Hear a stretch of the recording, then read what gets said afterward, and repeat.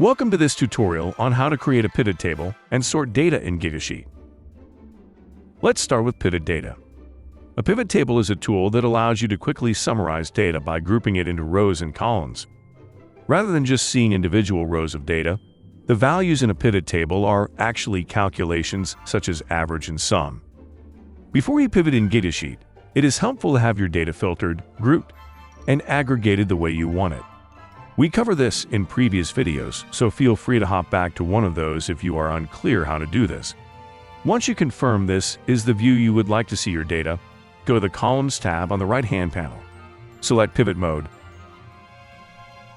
Similar to Microsoft Excel and Google Sheets, columns can be dragged between row groups, column groups, and sum of values using the column menu at the right.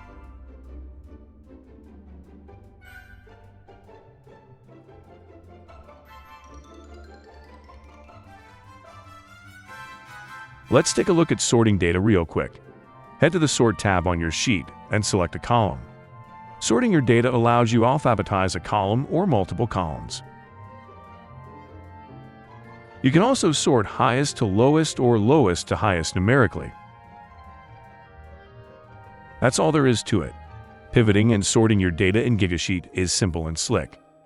If you've got questions or need a hand, feel free to reach out through the support chat or shoot us an email at support@gigasheet.com. Thanks for tuning in.